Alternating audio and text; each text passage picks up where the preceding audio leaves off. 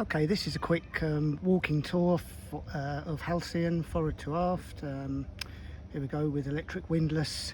I'm not quite sure what kind of an anchor this is, but it's a pretty damn good one. All automated from the helm. We have the windlass and the chain locker just here. There's about 30 meters of stainless chain on there, and about another 20 meters of rope. And there's also a kedge anchor which I whip out of there when we need to. So looking aft, we have this set up so that people can sit on the bow. It's quiet, peaceful, you're speeding along. Couldn't be better. Okay, looking aft now. I keep the canopy up today because it's a stinking 40 degrees here. So we walked down. The teak deck was done about 2 years ago. It's recently been re-caulked and is, I think you'll agree, in fairly good condition. As for the windscreen, there's a little bit of corrosion there on the mast. We have what's got a deck lights there, anchor light up there. Obviously the bimini cover here is ideal to make it into a proper, I guess, a sealed tent type bimini for the UK. We obviously don't need that out here. Walking aft, this is kind of how we set the boat up for guests and visitors. So you see we have the depth charge lockers on the back there for fenders. We have the small seats which are ideal for sitting on that engine cover there. We also have a cushion facing forward. We also have another cushion facing aft. This is all pretty comfortable, and so we look forward into the cockpit. So here with the aft engines close coupled to the stern drives, we have a nice cockpit area there, little table, side seats, and of course the two, as we call them, back to fronty seats. These can be changed and pushed again nice and easily to be guest seats facing aft for when you're entertaining. Nice and easily moved forward. I've got to be competition for Sue Grant at Burton on this. Okay, helm position then. Hang on, before we go to the helm position, we have our various battery isolators in under the seat here. This all lifts up nice and easily.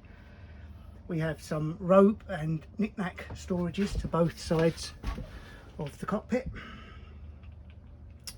And again, we have another knick-knack storage under there. Going forward then, helm position, we have the stern drive trims here. We also have a set of trim tabs, Bennett trim tabs, but to be honest, with these, with the stern trim, we rarely use them. Fuel gauge, you can see this is the windlass control. We have a homemade knick-knack and drinks holder. Fire extinguishers there. There are two more lockers. This is basically a cable locker, not a cable as in anchor cable, but cables as in cables from the helm position. We have the various isolation switches there with fuses, nav lights, anchor light, depth sounder, a couple of a spare, freshwater pump, bilge pumps, and of course the ubiquitous stereo for the boogie box. There are speakers on both sides of the cockpit. Here the chain is actually marked with a system, obviously engine controls.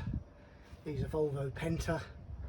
I have a handheld Garmin GPS that I use for navigation, and a Plastimo compass. And this is the, what would it be? It's the depth log, it's the speed, and it's water temperature. That's all connected to a device on the stern of the boat. It's not through hull.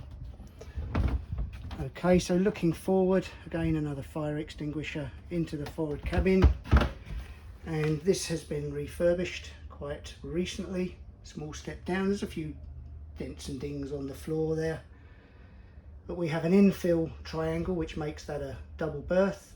Both of those backrests come up, there'll be photographs of those, and there's obviously a forward locker. Barbecue is in there, life jackets, other junk, I guess. Obviously the stereo CD system It's not fantastic, but it's good enough for government work. And then there are a couple of small lockers there, and we have either a big ice bin that you can fill with ice, or at least you can put some ice in it, because I put some ventilation holes in for this cooler. That's all on the 12-volt system.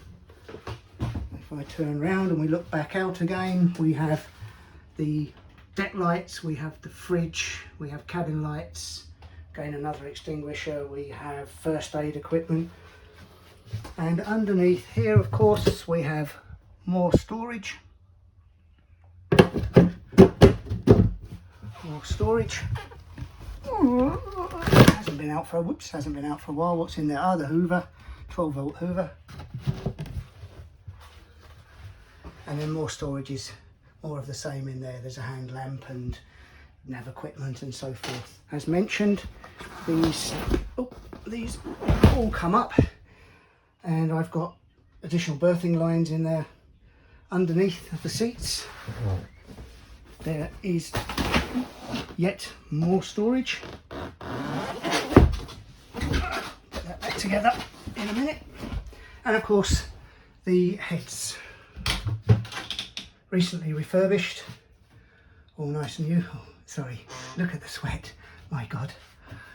And down here, so this is all on electric. I've made cutouts so that the through hulls are nice and easy to get at. It's a TMC electric toilet with the flush just there. And so that completes this walkthrough video.